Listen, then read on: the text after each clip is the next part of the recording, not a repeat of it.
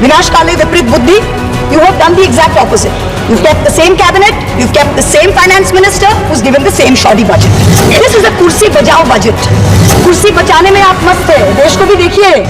Today, every mid-level official in Adani's office calls mid-level officials in the CBI and says 161 statement change karaiye, aapka sir ko bulaiye, madam ke against mein statement dijiye.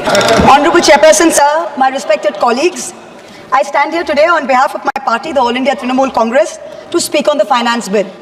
Madam, I have to say I am deeply pained at the very onset. I must point something out. When we talk on the governor, speak on the president's address, the Honorable Prime Minister leaves the chamber. Today when we are speaking on the finance bill, the Honorable Finance Minister leaves the chamber. We members of the opposition are deeply pained by this. We hope that the government will take notice of our pain and be present in the House each time that we speak on relevant issues.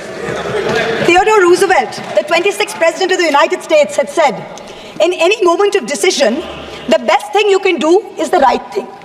The next best thing you can do is the wrong thing. And the worst thing you can do is nothing. The Honorable Finance Minister has made a mockery of the people of India in this union budget by doing absolutely nothing. Whatever little changes are there are regressive and ill thought out. Means that the people did not want a business as usual approach. The people wanted a course correction. What have you done? You've not listened to the mandate. Vinash Kale Viprit Buddhi, you have done the exact opposite. You've kept the same cabinet, you've kept the same finance minister who's given the same shoddy budget. Who is this budget for? The middle class make up 31% of India. The poor make up between 60 and 65% of India. I will demonstrate how this budget systematically strangles the poor and the middle class. This is a kursi bajao budget, a save the chair budget for this government, and even that it doesn't do very well. Broadly, there are two types of taxes: direct taxes, indirect taxes.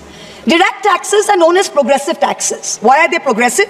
So income tax, property tax, investment tax on capital gains, these are done in a way that the richer you are, the more tax you pay. So they're kind of fairer. Sir, please. Sir. Sir, you're a chat person. What is it? Indirect taxes are regressive because everyone from the richest billionaire to the poorest laborer is paying the exact same tax. So GST, duties on petrol, duties on diesel are all indirect taxes. When we strive for a fair and equitable economy, we must have the balance of direct taxes and indirect taxes right. The US and the Europe broadly collect about 60% through direct taxes and 40% through indirect taxes. Some Scandinavian states with welfare models collect 70% through direct taxes, 30% from indirect taxes. In India, it is the exact opposite. 65% of tax collection comes from indirect taxes, where billionaires pay the same as the poorest laborers, and only 35% comes from direct taxes. Even within the direct tax bracket, for the first time in our country's history, salaried professionals and the middle class are sharing a greater tax burden than rich corporates. The middle class is contributing 55% of direct income taxes under this government, up from 38% under the UPA. The richest corporates in India today contribute only 45% of direct taxes. Not only is the middle class being taxed, but now with this budget, the savings of the middle class have also been taxed with removal of indexation and with a rise in the short-term capital gains. Investors who've made more than 11% return, we've done the calculation, that's about the threshold rate. If you have made more than 11% returns, so if you've made higher returns, then this new tax regime with the removal of indexation has happened is good for you. Now people like our parents, pensioners, salaried middle class, risk-averse people who invested in gold, in property, in debt mutual funds, the removal of indexation has harmed them disproportionately. So the middle class has lost out. Debt mutual fund holders will end up paying more than 40% more tax because indexation is being changed from 20% to 12% for investments made before April 1st, 2023. So this is effectively penalizing those who've made low profits. You've anyway made lower profits. People think real estate has made enormous profits. If you look at RBI's housing index for the past 10 years, the average rise in property prices has been between 4.5% and 5%. So if the middle class is invested in property, that is below 11% return, so indexation is going to harm you. The current GST regime is irrational and iniquitous. There is 18% GST levied on life insurance and medical insurance products. The Honorable MOS Finance yesterday, on Monday, told this House that the government has collected 8,263 crores as GST on health insurance for the fiscal year 23-24 alone. This is blood money. Our Honorable Chief Minister Mamata Banerjee wrote a letter to the Finance Minister, to the Centre, pointing out that this is a completely anti-people tax.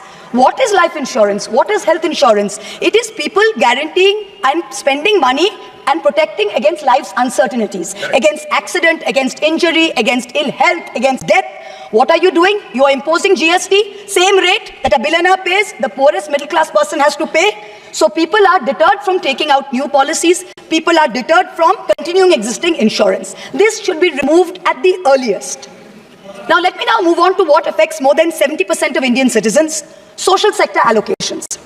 The general trend over the past decade, in every budget in the last 10 years, of which our Honorable Finance Minister has presented 7, has been in nominal terms, you have allocated more money to the social sector. But if you account for inflation and you look at real allocations, inflation adjusted, allocations have seen reductions of over 25% in the past 10 years. I'm going to look at real allocations, that is adjusted for inflation, for some major schemes in the past 10 years. Sarva Shiksha Abhijan, minus 18%. Rashtriya Madhyamik Shiksha Abhiyan, minus 9%. ICDS, which affects every child, it's a school scheme, minus 34%. Mission Anganwadi, minus 5%. PM Poshan, minus 45%. PMGSY, those of us who have rural areas, the Pradhan Mantri Gram Sadak Yojana scheme, minus 47% reduction in real terms. The National Social Assistance Program, minus 20%. The combined expenditure on 5 social schemes, the top 5 social schemes as a percentage of GST, of GDP, has declined from a peak of 0.93%, so almost 1% of GDP in 2009-10. Do you know where it is today in 23-24? It is 0.36%. It is only a third of what it was in 9-10. The Manrega budget during COVID, when the centre was telling all the states, please give employment to the labourers, they are going back. The Manrega budget in 2021 was 0.6% of GDP. Do you know what it is today? 0.26%. No, Specific budget figures for 24-25 are shameful. Specific figures, let's look at the specific figures. The allocation for Samarth, which is maternity entitlement and the creche scheme, has been reduced by 70 crores compared to budget estimates of last year. The budget for the National Social Assistance Program, for again those of us with rural areas, you know how important this is. This is what gives social security pensions to the elderly, to single women, to disabled. This is unchanged from last year at 9,652 crores. 9,600 crores, same as last year, no adjustment for inflation. The central contribution to social security pensions has been unchanged since 2014. It was 200 rupees in 2014. It is still 200 rupees per person today. The price of the cutlets in the parliamentary canteen in the last 10 years have been adjusted for inflation with the government's approval. The price of the cutlets in the parliamentary canteen have more than doubled. But when it comes to giving social security for the poorest of the poor, it is still 200 rupees in the last 10 years, no change. This budget's allocation, there is no room for higher salaries for Anganwadi workers. Their salaries have been unchanged since 2018. No room for higher honorarium for midday meal cooks. You have to understand a lot of the women in villages depend on only Anganwadi sectors and midday meal sectors for any source of employment. There has been no higher allocation for supplementary nutrition given to children. The National Food Security Act, the NAFSA, mandates coverage of 67% of the population through PDS. The Prime Minister has very proudly proclaimed that this is a food surplus country. Fine. Then why have we not increased the population covered under rations? Since 2011, you have not had a census. Since you have not had a census, you have not increased the number of people being covered under rations. Also, one very important question. Why is the central government blatantly defying the directions of the Supreme Court? We went to the Supreme Court on the migrant workers case. The Supreme Court gave an order, a direct order to the central government, that the central government is to give rations to 8 crore migrant workers of the unorganized sector who have been left out of the food security net. The last hearing was on 16 July 2024. Court again said that you have to please give money to the states which have issued additional cards, ration cards. But there's no room in the budget for this. There is no allocation. In this rush to protect its own chair, the government is making a very dangerous mistake, which is it's not giving enough to protect our borders. Military experts have repeatedly warned us that India's military capability has to be modernized because we are fighting on two fronts. One is against China, we need a dissuasive deterrent. Against Pakistan, we need an offensive deterrent. The budgetary allocation for defense in this budget is 6.22 lakh crores. This is a marginal decrease of 2,000 crores compared to revised budget estimates. We have reduced it by 2,000 crores. This year's allocation, the budget defense allocation is 1.9% of GDP. This is the lowest since 1960, the lowest. Despite many economic constraints, past governments had always given close to 3% of GDP, which is the universal norm for defense. Over the last decade, ever since this government's been in power, it's been hovering around 2%. We have been unable as a government to compel China to restore status quo ante-April 2020 on the line of actual control. We have been unable to deter Pakistan. In the last 2 months alone, over 50 security personnel and about 10 civilian pilgrims have been killed in Jammu. Capital expenditure on military equipment, 1.7 lakh crores. On paper, this shows that it's almost a 10% increase. What we haven't taken into consideration is this increase was largely due to Russia's inability to supply contracted weapons to us because of the Ukraine war. If we take into account inflation and we take into account the rising dollar rate, we're almost flat. The gap between projections made by the armed forces and between actual allocation is 17 to 23%. That's the gap. कुर्सी बचाने में आप मस्त थे, देश को भी देखिए. We need close to 3%, 2.5 to 3% of GDP to defense. This is something that the country needs to look at. The Honorable Finance Minister started off her speech by talking about the focus on Annadata or farmers and how much this government has done for farmers. The Economic Survey of 24 says 42.3% of Indians depend on agriculture. That's 600 million people, that's 60 crore people. If I looked at the Economic Survey 22nd July very carefully. What did the headline say? The headline says, agricultural sector has registered an annual average growth rate of 4.18% in the last 5 years. But then I needed to read and read and read, and in the fine print was written that last year was only 1.4%. So 4.18 over last 5 years is anyway, when you compare it to inflation, is nothing. But when you compare last year's growth of only 1.4%, what is it saying for 60 crore of our people who depend on farming? Productivity and resilience in agriculture was one of the first themes, priority number 1, according to the Finance Minister's budget. She had made 9 priorities. This was priority 1. But the provision for agriculture and allied sectors is only 1,52,000 crores. Whereas the provision for one bullet train from Ahmedabad to Mumbai is 1,08,000 crores. Please look at the comparisons, everybody.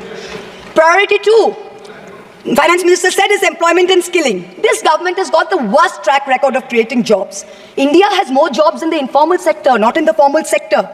The budget is talking of an internship program with the top 500 companies. This is a joke. The top 500 companies employ 70 lakh people in total. That is 1% of the total workforce. Our workforce is about 57 crores. You are expecting companies which have a total which employ 70 lakh people to give employment to 1 crore interns. Please let us know how this is going to happen. I'm really curious. The real problem is somewhere else. The real problem is that 10.3 crore youth have basically become so dejected, they have given up looking for jobs. The Finance Minister, she mentions skilling loans, she mentions education loans. Skilling loans are for 25,000 people, education loans are for 1 lakh people. The country has 140 crore people. Now, what are we doing? Priority 3, according to the Finance Minister, inclusive human resource development and social justice. In this section, the budget says, first on Bihar, we will support expressways. What you are not saying is that you will make expressways which will charge very high tolls. So you are recovering the money, you are not doing anyone a favor. You are charging back-breaking tolls. You might give another bridge which might collapse. Yes. You will set up another power plant, which like Jharkhand may also be outsourced to a favorite businessman. Correct. He can be given a nice juicy PPA and sell more imported coal. Secondly, on Andhra, there are no grants, but only loans, that too from multilateral agencies. So basically, dollar loans will be given to Andhra Pradesh, which future generations will have to pay back with interest. There was also another sweeping statement. Grants for backward regions of Rayalaseema, Prakasam and North Coastal Andhra, as stated in the Act, will be provided. I looked in the entire demand for grants with a tooth comb, with a microscope, and I looked at the expenditure budget. Nothing was provided anywhere. I don't see the intelligent people of Andhra being fooled by this. Priority 4, manufacturing and services. The Finance Minister has devoted an entire section on how MSMEs are a priority. I believe her. Yes, it should be a priority. But I'm very confused. Most medium and small enterprises are either proprietorships or partnerships. Madam, can you please explain why these proprietorships and partnerships are taxed at higher rates than companies? This makes no sense. Is the A-team the only businesses who are sending truckloads and tempo loads? MSMEs are not sending. Is that the problem? And also the government needs to get rid of the bizarre 29A of the Insolvency and Bankruptcy Code because it is killing companies that are in trouble. It does not allow promoters to propose a resolution plan. As long as we have this code, promoters cannot propose a resolution plan. We need to get rid of this. Priority 5 in the finance minister's speech, urban development. The Prime Minister had said every citizen will get a house by 2022. We are now in 2024 and we are still making allocation for 3 crore more houses. Yes. Can you please tell us how many more houses we need and when it's going to be done? Let's get this over with. 2047. Priority 6, energy security. The less I speak about this, the better it is. Energy security is security for best friends. It's created by allowing best friends to import low-grade quality coal, mark it up as high-grade quality coal, and sell it to state development corporations at the cost of the country's environment, at the cost of the health of our citizens. Priority 7, the finance minister said, was infrastructure. She announced in a true style of Shagun that she's gifting the nation 1,11,111 crores. 111,111. This is flat on last year. Sadly, most of this will go towards crony capitalists. You'll make roads that have potholes, you'll have airports that leak, you will have bridges that fall out, and the taxpayer will pay for this. The budget speaks of private sector participation. But remember one thing, they bid out 6 airports to one company for a fee to be paid by the government. Then they created a policy that allows the regulator to keep increasing the user development fee. So actually, it's the flying public of India that are paying for this. Priority 8, innovation, research and development. Grand words, these are just grand words. The finance minister seems to have forgotten that most entrepreneurs register their product and software IPs in foreign countries like the US, since IP registration system for patents is a complete failure in our country. Unless you fix patent registration, this is not going to happen. The last priority she talks about is next generation reforms. This is also another Jamla. She says, I propose to earmark a significant part of a 50-year interest-free loan for competitive federalism. So this is double speak. We'll keep this money in our pocket. If Nitish ji and Chandrababu ji see through our Jumla and they make a big fuss, we'll have some additional funds to keep them happy and to keep the government going. Finally, I have to mention one interesting fact, and I hope that the Treasury benches will have the patience to hear me out. Please. I wholly agree with the Finance Minister on one thing. The budgets for the CBI and the ED have been reduced this year, and I was wondering why. Is it because the voters didn't like the fact that you were using the CBI and the ED to go after the opposition and file fake affidavits? Or is it because you have outsourced the CBI and the ED completely to a businessman in Ahmedabad who's controlling the whole thing? Why have you reduced it? Number one, the former Maharashtra Home Minister highlighted how BJP leaders and agencies have threatened him to filing a fake affidavit. In the case of Sandesh Ali in West Bengal, the women have confirmed on video that BJP leaders forced them to file fake statements. Similarly, I'm told in my matter, Mr. Adani on October 16, 2023, got my friend to his office in Ahmedabad and threatened him with dire consequences to file a fake affidavit. Actually, it was Mr. Adani's in-law, Mr. Cyril Shroff, who filed the fake affidavit and forced him to sign it. Even today, every mid-level official in Adani's office calls mid-level officials in the CBI and says, 161 statement change karaiye, aapka sir ko bulaiye, madam ke against mein statement dijiye. I'm telling the CBI via you, madam, please take a 164 statement once and for all. Don't keep calling back people at Adani's behest to change 161 statements to implicate me. It's going to get you nowhere. Let us reduce the CBI and the ED budget to zero. Let us Mr. Adani pay the full 1,500 crores. Let us outsource it completely to him. End of story. In short, this Kursi Bajao budget is a desperate attempt by the government to stick its head in the sand and act like that the mandate of 2024 never happened. But the coming days are going to prove the instability of this government and the inefficacy of its economic policy. We wait for that day. Thank you very much, madam. Thank you. माननीय सदस्य The honorable member has made specific allegation against the government and the particular business house, and she has been tortured like anything. The matter may be referred to the privilege committee. Suamoto privilege committee has to take action on this. Because very serious allegation. A member of parliament is being tortured by a business house, and still it is being doing. That has to be looked into by the privilege committee. The privilege of सभापति महोदय ये जिस case के बारे में जिक्र कर रही हैं वो लोकपाल पर मेरा केस है। मेरा केस है, मैंने कंप्लेन किया है, मेरे कंप्लेन पर वो केस है। वो मामला सब जुडिस है, उसको सीबीआई और ईडी इन्वेस्टिगेट कर रही है। और इसीलिए इस सदन में नो क्या, ये मेरा केस है लोकपाल पर, मैंने जो है कंप्लेन किया हुआ है और ये केस मेरे ऊपर है, इसीलिए मैं यहाँ बैठा हुआ हूँ। ये कुछ भी हो रहा है तो दर्शन हीरानंदानी को यदि हिम्मत है जिसके बारे में ये बात कर रही है, उसको हिंदुस्तान में आके सीबीआई उसको बुला रही है, वो आ क्यों नहीं रहा है? माननीय सदस्य Shri Arun Nehru ji. When I was my legs, I was not provided the mic. When I was on my legs, I was not provided the mic.